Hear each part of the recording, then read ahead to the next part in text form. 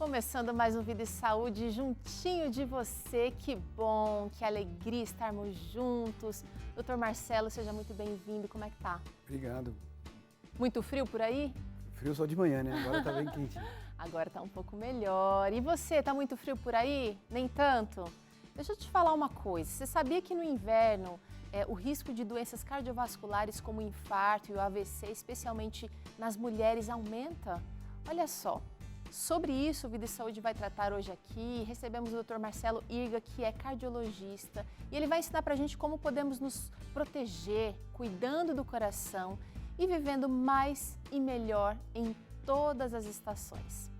Hoje também é dia de Claramente por aqui, com o Dr. César Vasconcelos, respondendo dúvidas, questões importantes que vocês nos mandaram aqui.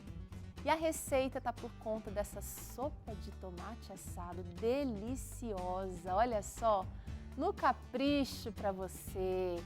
Vida e Saúde começa assim gostoso, né? Vamos trazer aqui uma reflexão também do Devocional da Mulher, o Amor Perfeito de 2025, esse é o título do devocional.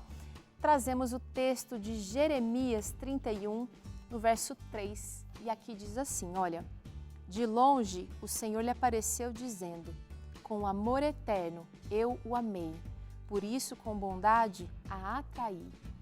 E esse verso é um verso muito especial, parece que a gente sente o abraço de Deus, o carinho, não é? E a gente pode pensar aqui em muitas dádivas recebidas e às vezes essas dádivas vêm também de duras lições que nós aprendemos ao longo dessa vida. Mas eu gostaria de focar em uma palavra aqui desse texto, a palavra longe, que significa que o amor de Deus não é algo improvisado ou é algo que vem somente quando a gente está precisando, em necessidade. A palavra de Deus está dizendo aqui que de longe o Senhor apareceu dizendo que nos ama, e é um amor eterno. E isso pode nos dar confiança para seguirmos diante de todas as circunstâncias da nossa vida. Quero que você guarde isso no seu coração, Jeremias 31, verso 3. E se apegue a essa verdade, essa promessa de que Ele está com você, com esse amor eterno, com esse amor que suporta todas as adversidades e circunstâncias. É Vida e Saúde começando, a gente vai ali em 30 segundinhos, voltamos já, Dr. Marcelo está aqui, olha, animado para te dar dicas e fazer você pensar na proteção do seu coração também no inverno. Até daqui a pouco.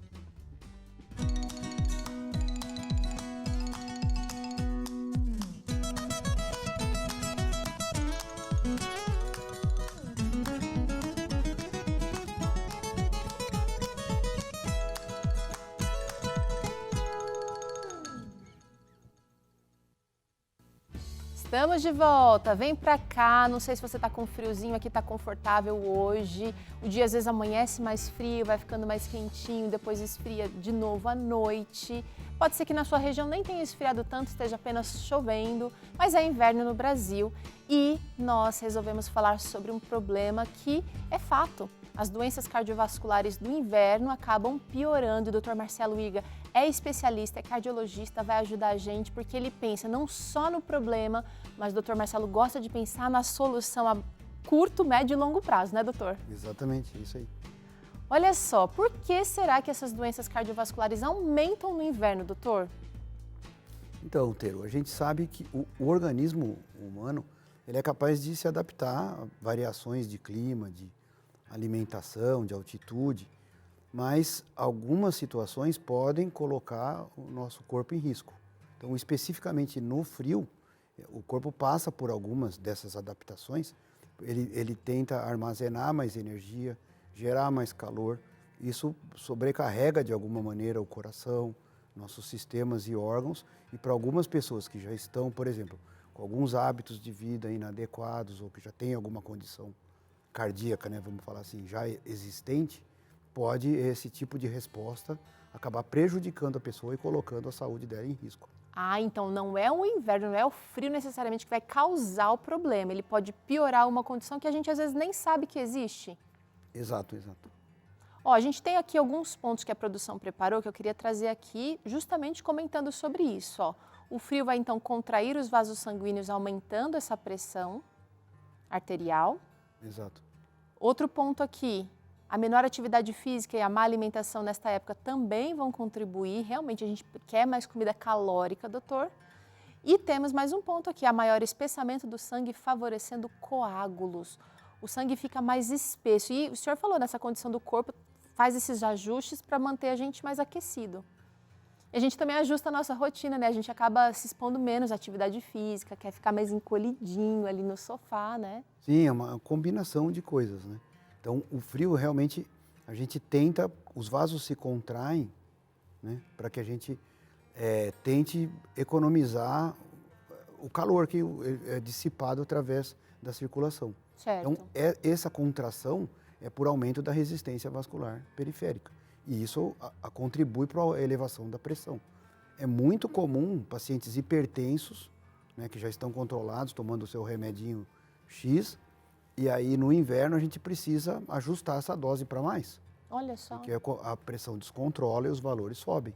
E aí quando esquenta o tempo a gente tem que diminuir essa dose novamente. Então não é um fenômeno raro, não é infrequente, eu tenho que fazer isso o ano todo no consultório. Então, vale, já acho que o primeiro alerta aqui para o nosso telespectador é a importância de fazer esse acompanhamento mais assim, de perto ao longo do ano, né? Não é só uma vez por ano. Se é uma pessoa que está, de repente, que tem um risco aumentado, ela precisa fazer essa consulta com o cardiologista de acordo com a estação até. Sim, né, exatamente. Principalmente os mais idosos, os que já conhecem, né, ter a doença, são hipertensos ou diabéticos, né? Então, essas pessoas, no mínimo, 2 vezes por ano. O check-up é 1 vez por ano, mas a consulta desse tipo de paciente 2 vezes por ano, às vezes 3, em alguns casos mais delicados assim, até 4 vezes por ano.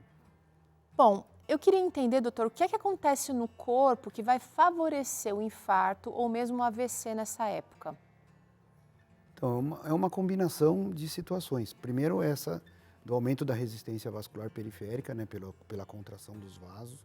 Como você mencionou, existe um aumento da viscosidade sanguínea que pode ser explicada, por exemplo, por diminuição do mecanismo de sede. Então, no frio, a gente tende a beber menos água. Aí o sangue fica menos diluído? Ele seria menos diluído, mais comprimido naqueles vasos que já estão estreitados, entendeu? Então, você poderia falar, aumentaria o risco de lentificação do sangue, tromboses ou formação de coágulos. Poderia, dependendo de uma predisposição dessa pessoa, sim, elevar isso. E tem os hábitos que a gente adota no frio, de se proteger mais, de se movimentar menos. Então, o frio favorece o sedentarismo, as pessoas interrompem a ida à academia, as caminhadas na rua, e principalmente aumenta a ingestão de comidas mais calóricas, né? Mais palatáveis e que não necessariamente são saudáveis, né? É verdade.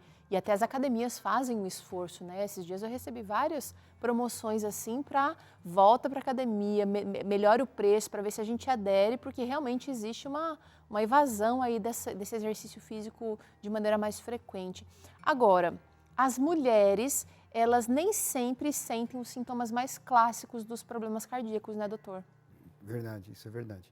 As mulheres, elas têm a manifestação da doença cardíaca de forma diferente. Primeiro, elas sentem menos dor, o limiar de dor das mulheres é diferente do dos homens, elas toleram mais dor. Então, o homem tem um sinal de alerta com a dor muito mais precoce do que a mulher. E a própria característica, né? Existe um efeito, por exemplo, protetor no estrógeno, né, da mulher mais jovem, até 45, 50 anos, um efeito protetor do estrógeno direto sobre o coração.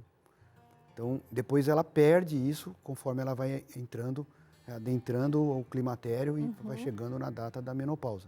Então, essa perda faz com que, e essa variação hormonal faz com que ela também não experimente sintomas comuns aos homens. E a rotina também. A mulher, muito comumente, a gente estava falando antes do programa começar, submetida a uma rotina tríplice, né? Porque ela tem que trabalhar muitas vezes, cuidar de casa, de filhos, então ela meio que não tem tempo. Talvez não perceba tanto. Ela cuida muito de outras pessoas e não tem tempo para perceber os seus próprios sintomas, entendeu? Depois eu vejo isso, né? Depois eu vejo isso e vai protelando. Então, é uma das coisas até psíquicas, né, que fazem a mulher retardar a procura ao médico. Agora, vamos tentar entender, existe uma pequena confusão aí dos sintomas cardíacos com os sintomas de gripe, o que acho que dificulta muito o trabalho de vocês, doutor, porque se o paciente ele confunde, vai levando ali como se fosse gripe, ele está deixando de receber um auxílio que talvez seria crucial para evitar um agravamento do problema. Vamos trazer aqui na tela, a gente tem aí para você como você pode diferenciar os sintomas, então, dos problemas cardiovasculares e da gripe. A gente tem aí a dor no peito, e vou pedir para a produção colocar em tela cheia aí para a gente, olha, especialmente se essa dor irradia para o braço esquerdo ou para as costas ou mandíbula. A falta de ar mesmo em repouso ou com algum esforço leve, você vai sentir palpitações, que é aquele sintoma do coração acelerado ou batendo mais irregular, né? Tontura ou desmaios também. Ainda, inchaço nas pernas ou tornozelos, sudorese excessiva sem uma causa aparente, cansaço extremo sem explicação, pele fria ou azulada, especialmente nos dedos, nas extremidades aí dos membros, e também a pressão alta ou uma dor de cabeça intensa e repentina. Alguns desses sintomas podem, por exemplo, ser confundidos com sintomas de gripe. Por exemplo, uma gripe que tem um febrão, depois a pessoa toma um remedinho, pode fazer esse suor, né? Mas sem esse remedinho, sem a gripe, a gente tem aí como sintoma de doença cardiovascular esse suor excessivo. Sim, sem dúvida. E uma coisa que é muito importante lembrar, as pessoas com problemas cardíacos conhecidos ou predispostos também podem ter quadros gripais, entendeu? Com certeza. Uma coisa pode vir junto com a outra. Então, a confusão de sintomas é muito grande nessa época do ano. Eu estou com falta de ar e tosse, né? Então, a primeira coisa que a pessoa pensa, preciso ir ao pronto-socorro. Mas, ao mesmo tempo, ela sabe que vai estar cheio de outras pessoas com quadros gripais, que vai ter uma fila de espera. Então, ela pensa, o que eu posso fazer para evitar essa ida ao pronto-socorro? E, muitas vezes, essa decisão acaba comprometendo toda a saúde da pessoa. Então, essas dicas de como diferenciar um do outro, então, sintomas, a dor torácica, por exemplo, ela é bastante característica no quadro respiratório. Eu sempre falo isso, uma dor que piora quando você respira fundo. E vai ser do lado esquerdo essa irradiação, né, doutor?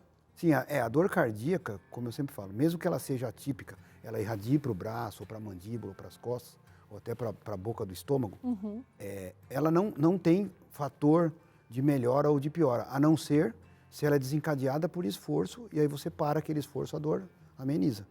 Então, se ela começa em repouso, não tem assim, como o coração é um órgão muito profundo, não tem uma manobra ou um movimento que você vai fazer que alivie essa dor. Já uma dor torácica, por exemplo, depois de uma crise de tosse, ou porque você está resfriado, é uma dor que tem uma característica respiratória, ou seja, se você puxar o ar ou mexer o tronco, aquela dor vai te dar algum sinal. Sim. Se for uma dor cardíaca, ela tende a não fazer isso. Agora, existe também aquela sensação de que vai passar. Eu estou sentindo isso aqui, mas vai passar. Às vezes a pessoa nem comenta, né? Mas os outros sintomas, inclusive eu vou pedir para a produção colocar de novo aqui na tela, porque, por exemplo, tornozelos e pernas inchadas, não tem nada a ver com sintoma gripal, por exemplo, e já pode indicar um problema cardíaco. Sim, sim. E outro que... A piora de um quadro... eu estou muito mais cansado, eu estou cansado para falar, eu estou cansado para andar aqui dentro de casa, já que a gente está se movimentando. Mas isso não era assim antes. Então, essa mudança também da situação dá um alerta importante. Então, a minha perna não está inchando, igual você falou. Mas ela costuma inchar todo dia, no fim do dia? Não, já está amanhecendo inchada, eu já estou percebendo esse inchaço que até ontem eu não tinha. Então, quando você compara com você mesmo, você cria um parâmetro. E essa observação não pode ser negligenciada. Modificou alguma coisa, entre em contato com o seu médico, entre em contato com o seu cardiologista e vá ver isso. É melhor pecar pelo excesso nesse caso, né, doutor? A gente está vendo ali também a pele azulada. Não necessariamente isso vai ficar tão, assim, fácil de você identificar, mas você percebeu que o outro está com uma cor diferente e aí tem outros sintomas, como que a gente está listando aqui, que estão parecidos, vai atrás, vai pesquisar isso, né? É importante parar realmente para dar atenção para essas coisas, não subestimar isso, né? Por mais que às vezes a vida seja corrida, pessoas de idade, por exemplo, dependem de outras pessoas para levá-las a um pronto-socorro, a um pronto atendimento, a um consultório médico. Então, vou esperar meu filho chegar do trabalho, vou esperar minha filha chegar da escola, e aí ela me leva. Então, você fica, às vezes, o dia inteiro esperando isso, porque você não quer incomodar, entendeu? Então, E o que isso pode causar, doutor, essa espera prolongada? o atraso pode ser catastrófico, né? Pode gerar uma situação sem retorno. Irreversível. Até com risco à vida mesmo. Agora, o que a gente pode fazer quando a gente percebe esses sintomas suspeitos, além de providenciar, então, essa ida ao especialista? Você falou, né, que não é uma massagem que vai resolver, não é? Mas, por exemplo, a pessoa que já faz um tratamento de hipertensão, já tem os seus remedinhos ali, ela deve tomar uma dose extra de remédio para hipertensão? Eu acho que o menor problema é aquele que a gente resolve quando ele começa, né? Então, se eu sou hipertenso, eu tenho que conhecer o comportamento da minha pressão, ver como que ela responde, ter essa ideia, assim, eu tenho que ter todo dia um amigo meu brincou e falou, você tem que ter um médico para chamar de seu, um médico de estimação. É verdade. Alguém que você consiga alcançar com um telefonema ou um contato. E aquele que vai conhecer nesse contato, o que eu disser, ele já vai lembrar do meu caso, já vai saber. Exatamente, e aí ele vai já conversar com você e com a família para que você crie já uma situação e no caso da minha mãe passar mal à tarde quando está todo mundo trabalhando, entendeu? Então, o que pode ser? Seria uma arritmia que ela já tem? Seria a pressão que vai descontrolar porque agora está frio? Então, se acontecer isso, dona fulana, a senhora já aumenta meio comprimido a mais desde que a senhora já toma, entendeu? Não pode esperar acontecer, porque esse improviso costuma causar problemas. Custar caro, né? Custar muito caro. Então, se você já consegue se antecipar, é muito melhor, antes de acontecer a situação, você já prevenir e organizar. Até mesmo assim, no caso, né, do meu parente lá, o meu avô, meu tio, meu pai, passar mal em casa. Quem vai lá buscá-lo? Quem leva ele no pronto-socorro? Esse esquema, essa escala de plantão tem que estar elaborada. Não pode deixar, eu vou ver. Porque até o próprio idoso, ou a pessoa que é dependente, né?